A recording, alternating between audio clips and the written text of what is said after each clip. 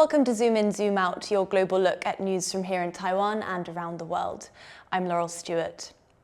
Chinese President Xi Jinping is in Europe for the first time in 5 years. He's visiting 3 countries, France, Serbia and Hungary. It's a trip seen as part of efforts to find stability amid mounting trade disputes and security concerns between China and the EU. To help make sense of the trip and its implications for China-Europe relations, we're joined today by Zsuzsa Anna Ferenczy. Zsuzsa is the author of Europe, China and the Limits of Normative Power, and she's also a China and Taiwan Fellow at the Agora Strategy geopolitical consultancy. Zsuzsa, welcome to the show. Thanks for having me. Let's first zoom in. Xi Jinping first went to France. He met with French President Emmanuel Macron and the EU Commission head Ursula von der Leyen. What has been the focus of discussion there? Xi Jinping is in Europe in the midst of an ongoing investigation by the European Commission into excessive subsidies and to look into what the European Commission believes are unfair trade practices. And this is the context in which Xi is in France, in Belgrade, and then in Budapest. And of course, this is also a reflection of where we are right now in EU-China relations. We've seen years of deterioration, and this obviously was amplified in particular in light of Russia's invasion of Ukraine in 2022. And so this context shapes and also tells us a lot about the tension that has been escalating. Has there been some form of consensus on relations with China within the EU? I believe that for the European side, it is important to kind of send the message to Beijing that it's time to rebalance this relationship, that the EU is not interested in cutting ties with China. I think it's clear that de-risking is the way forward, and this is also what President of the Commission, Ursula von der Leyen, has put forward. And I think this has been embraced by member states overall, and this is something that I would describe as a convergence between member states. What I've seen so far is, in a way, a confirmation of how Xi Jinping likes to deal with the EU, which is on a bilateral basis, which is to go around the European Union, to go around institutions, and to deal with member states. And through these relationships, it can make those member states feel special, make them feel like they have perhaps a privileged access to China. And so France is one of the key partners, in addition to Germany. So we all know that the French and the Germans have had the most weight in dealing with China and in perhaps shaping the way forward. But the EU is 27 countries, so it's always going to be difficult perhaps within the EU to find unity. As you mentioned, France and Germany are key members of the EU. And German Chancellor Olaf Scholz recently went to China to meet with Xi Jinping. Those were quite muted talks in comparison to what we're seeing in the meetings in France, with very open discussions with Macron and Xi, open to the press, with Macron rolling out the red carpet for him. Is there a difference in tone between the way that Germany and France are approaching their relationship to China? Both Germany and France are interested in doubling down on trade with China. So I don't think either Scholz or Macron would like to weaken the relationship, but I think they're both interested in a China that plays by the rules.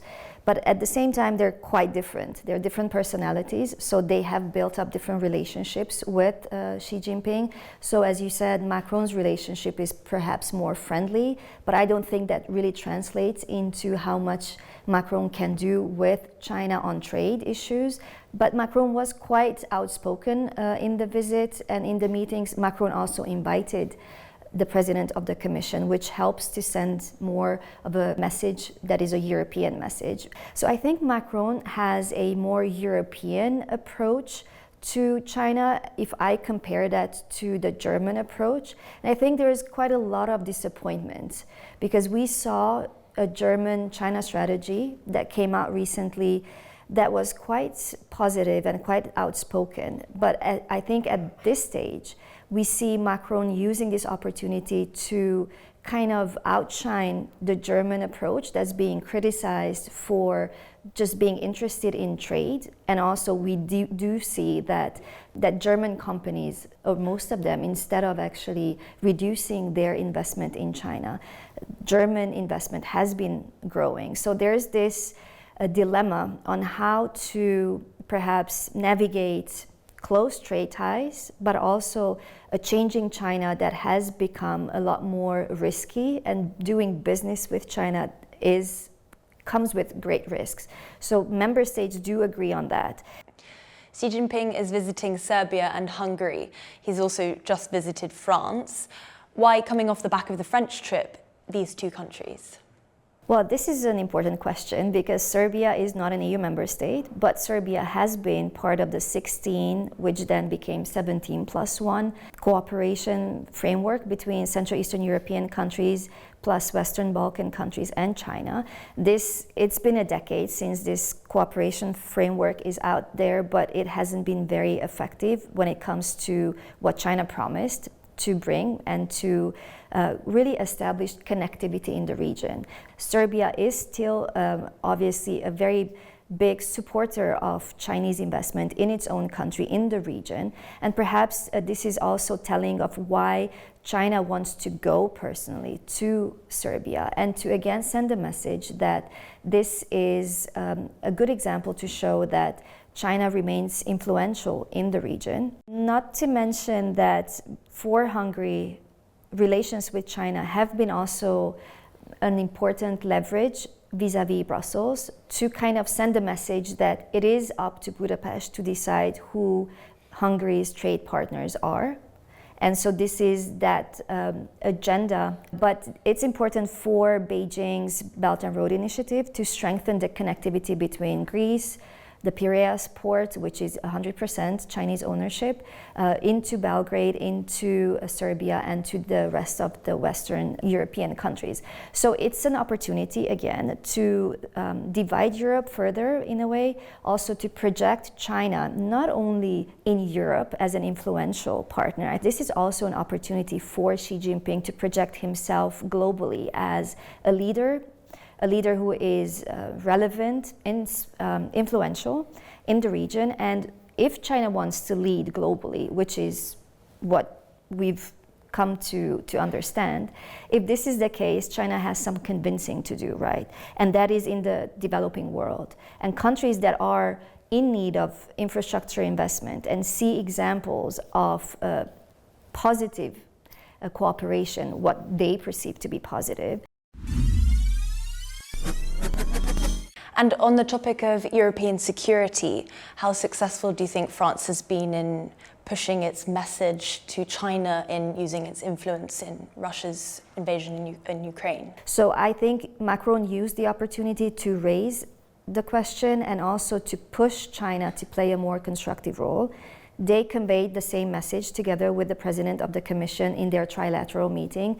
And the press statement that the Commission president put out also starts with Russia on how this is important for Europe and how this is going to shape our relations going forward. So the big question is, how does China and Chinese companies deal with the dual-use goods that Russia has been receiving thanks to China's support? So it's not only commercial goods that China has been exporting to Russia with a great increase in those exports, but it's really dual-use goods that are not finished weaponry, but contribute to building drones, missiles, tanks, and these materials are crucial, existential for Russia. Now, I'm not very hopeful that we will see a change, to be honest, because I think it is in China's interest to see a divided Europe. It is in China's interest to see a Russia that is causing chaos and perhaps diverts Europe's attention from bigger issues.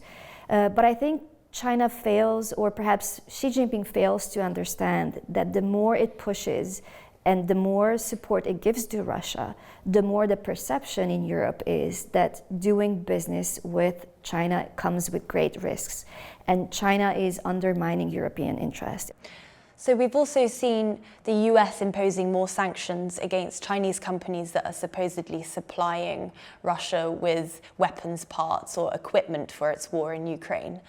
In light of what you just said about more of consensus within the EU, are we likely to see similar sanctions be imposed by the EU, sort of following the US? Well, I think the EU made it clear that if China continues to provide more support, and if that support goes into the military support directly, not the dual-use goods, then that is a red line. So I think China knows that, and I think that is something that obviously for the Europeans they need to be careful that their credibility is there, that indeed if we see this ongoing, then I am hopeful, and I think knowing that this convergence in the EU has built up in 2 years and hasn't really faded. I mean, I'm not suggesting that everyone's on the same page. Perceptions diverge, both on Russia and on China, but we are in a new reality, I think, and the outcome, whatever the outcome will be after this visit, I think we are not far away from where we were before the visit, which means that EU-China relations remain difficult, complex. There is a sense of urgency and really a determination to push back against China's assertiveness. And we see that clearly in the Commission's defensive toolbox. So what we're seeing right now is the Commission really using those tools. So the investigation into the EB and the green tech sector and into the subsidies, it's a very good example, an illustration of how there is a determination, and I think China does not like that. That's why the visit comes to France, which was one of the countries that pushed most for these investigations, and it is one of the countries that is most aligned with Brussels when it comes to how we push back against Chinese assertiveness. We're here in Taiwan, where Xi Jinping's trip to Europe is being closely watched. What is the general perception of people here in Taiwan about EU-China relations? Well, perceptions are important and self-perceptions are equally important. So the perception from Taiwan is that I think there's a good understanding that Europe is serious about rethinking its relationship with China. And I think Taiwan itself is going through this reflection about how to rethink its own trade relations and this over-reliance on China in trade, because that again comes with security risks. So there's a common interest between Europe and Taiwan, but we all know that our relationship from the European perspective with China is very different, right? And there's a different set of complexities that Taiwan has in its own relations with China. So at this stage, we are still trying to understand, as far as Europe and Taiwan are concerned, in the context of this growing friendship and partnership, of how can we both deal with China in a way that guarantees peace and security for both Europe and Taiwan, and in particular in China's own neighborhood, which is the Indo-Pacific. And Europe has embraced the Indo-Pacific concept and has put out its own strategy, and I think it is doing more to kind of position itself strategically in the region and to work together with Taiwan. And I think clearly it is not to Beijing's liking, because the stronger EU-Taiwan relations are, the more it pushes in a way Beijing to react, and we've seen Beijing react in all sorts of ways, in particular through hybrid warfare, and that is of concern to Europe, to Taiwan's security. So I think we are developing stronger, closer cooperation, but again, this happens within the Indo-Pacific with other partners. So Japan, Korea, India, Australia, and obviously the US. Zsuzsa, thank you so much for joining us today. Thanks for having me. This has been Zoom In, Zoom Out. For more stories from TaiwanPlus News, you can follow us on social media. Thank you for watching, and we'll see you next time.